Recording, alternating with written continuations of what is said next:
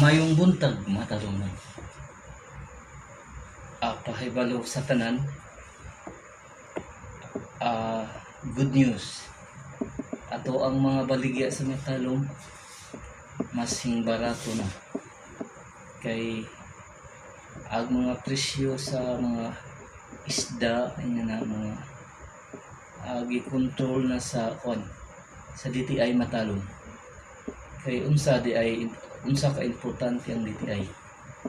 Ang DTI usa ka ahensya nga maoy mo mo muhatag og presyo kung di po dingon nga magkalisod-lisod ang katawhan niya, di po kuan sa mga negosyante kay bang patas ang laban ba kay buginan siya ag kuan ag negosyante unya ag mga kuan pod kanang mamalit, di po sila kuan murag kanang patas ba sa duha ka kuan niya.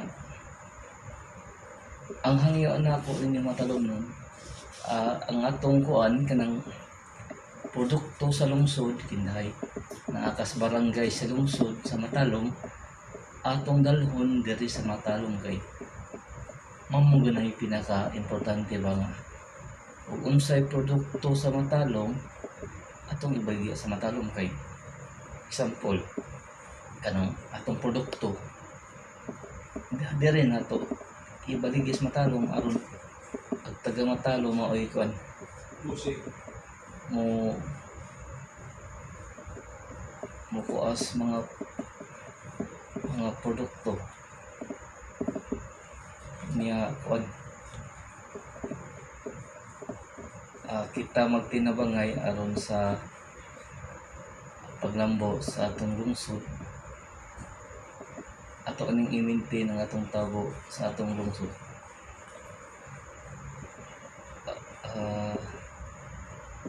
Kinahanglan jud tag kuan kanang mga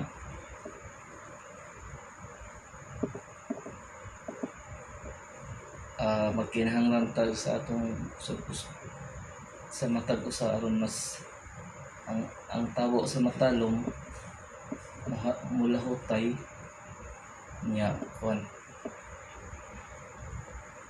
mulahutay niya magpabilin sang tubig.